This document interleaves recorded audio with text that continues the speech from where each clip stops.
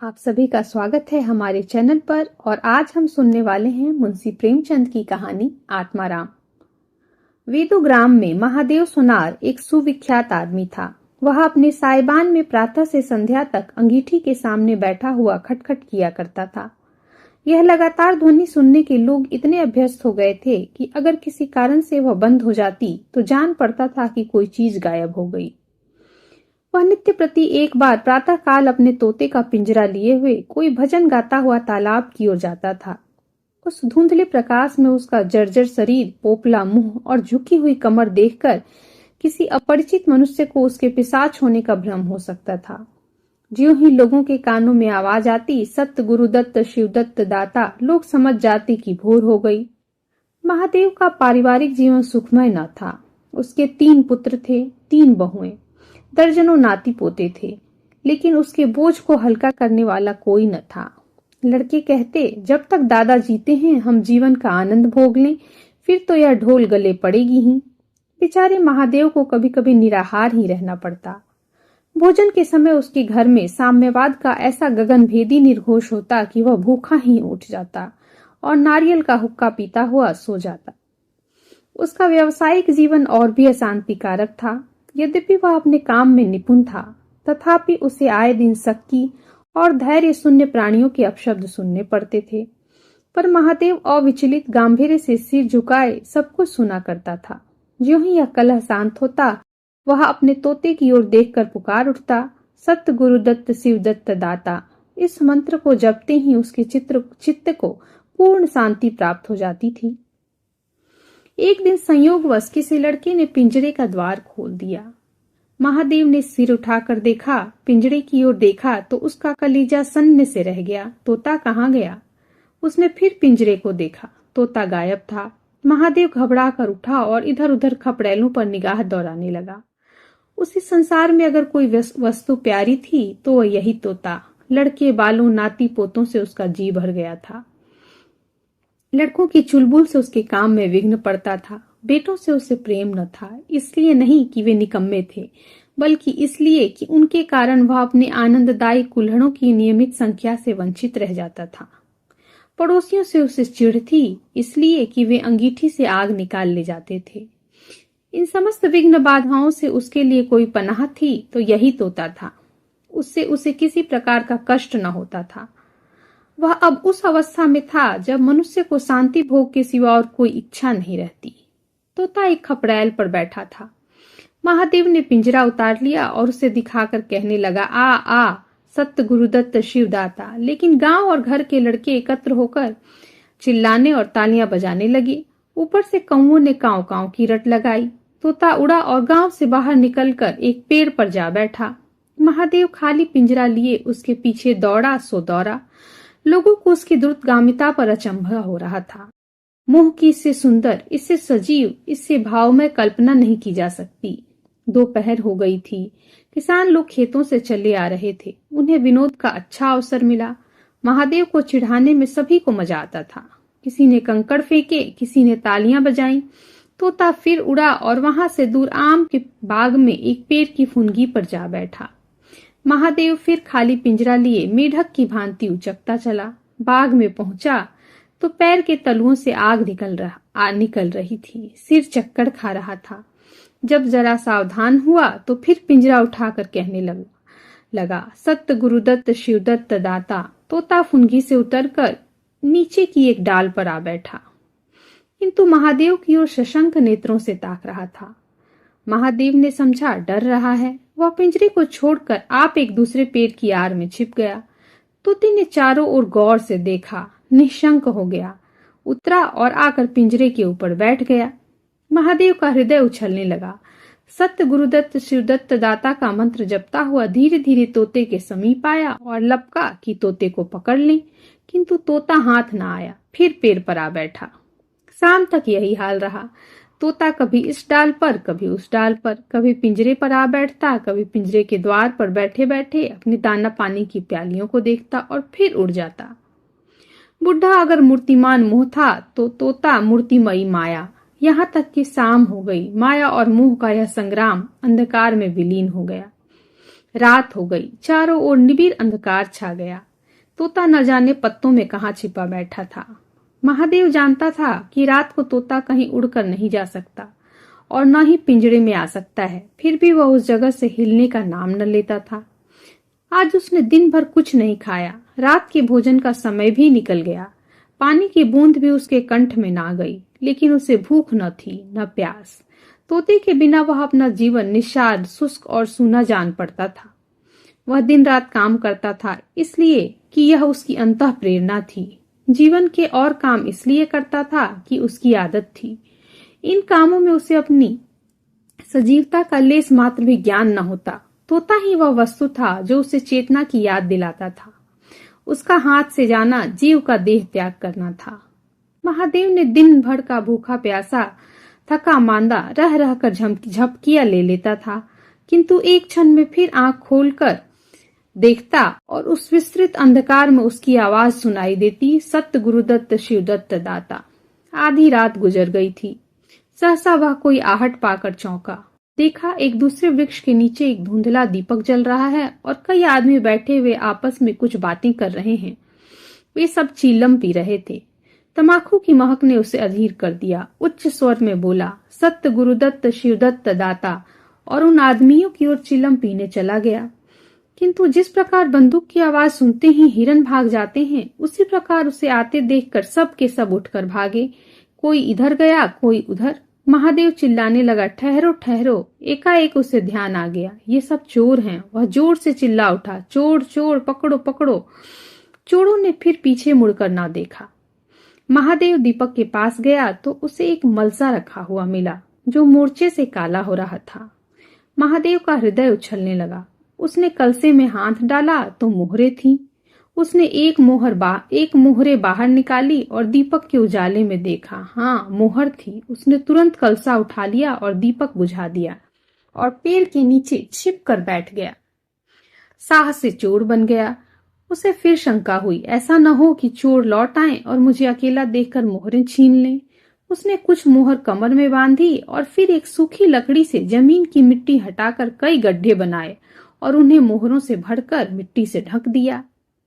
महादेव के अंतर नेत्रों के सामने अब एक दूसरा जगत था, चिंताओं और कल्पना से परिपूर्ण।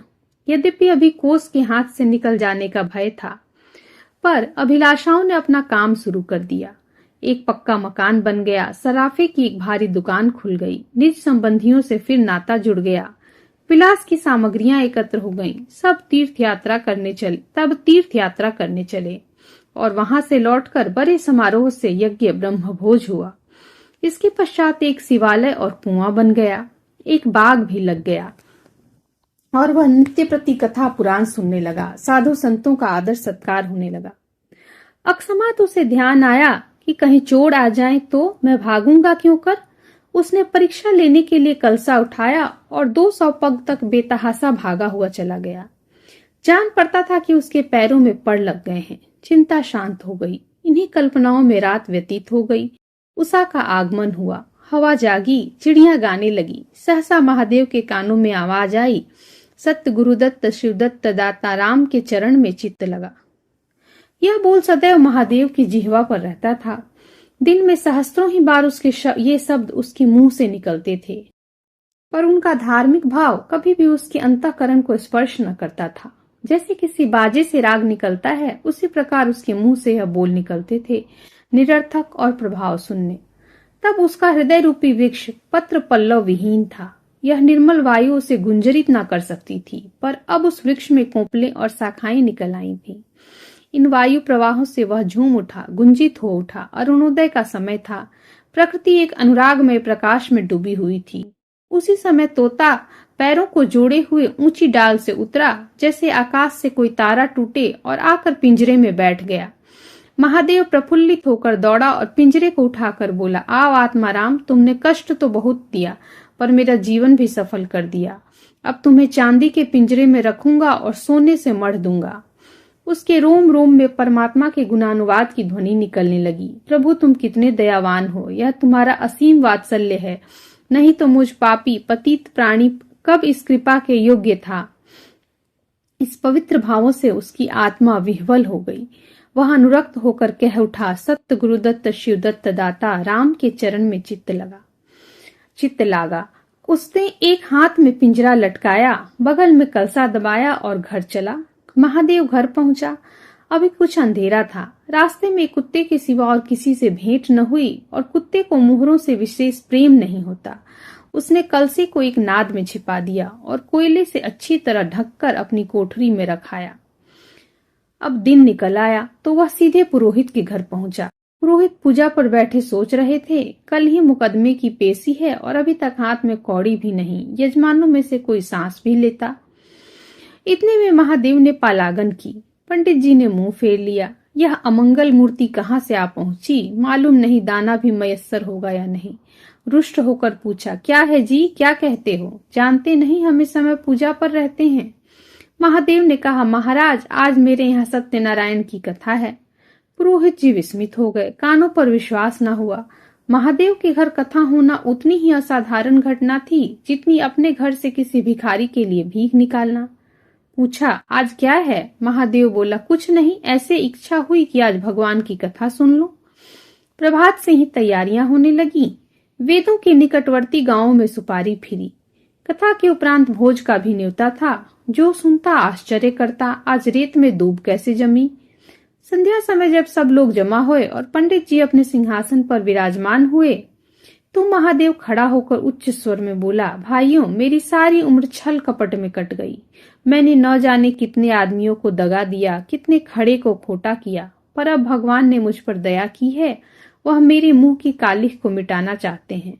मैं आप सब भाइयों से ललकार कर कहता हूँ कि जिसका मेरे जिम्मे जो कुछ निकलता हो, जिसकी जमा मैंने मार ली हो, जिसके चोखे माल का खोटा कर दिया हो, वह आकर अपनी एक एक कौड़ी चुका ले। अगर कोई यहाँ न आ सका तो आप लोग उससे जाकर कह दीजिएगा, कल से 1 महीने तक जब जी चाहे आए और अपना हिसाब चुकता कर ले। गवाही साखी का काम नहीं।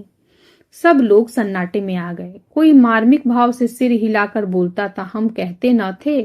किसी ने अविश्वास से कहा, क्या खाकर भरेगा, हजारों का टोटल हो जाएगा। एक ठाकुर ने ठठोली की, और जो लोग सुरधाम चले गए? महादेव ने उत्तर दिया, उसके घर वाले तो होंगे। किंतु इस समय लोगों की वसूली की इतनी इच्छा न थी जितनी यह जानने की कि उसे इतना धन मिला कहाँ से। किसी को महादेव के पास आने का साहस न हुआ। देहात के आदमी थे, गड़े मुर्दे उखाड़ना क्या जाने। फिर प्रायः लोगों को याद भी न था कि उन्हें महादेव से क्या पाना है, और ऐसे पवित्र अवसर पर भूल चूक हो जाने का भय उनका मुंह बंद किए हुए था। सबसे बड़ी बात यह थी कि महादेव की साधुता ने उन्हें वशीभूत कर लिया था।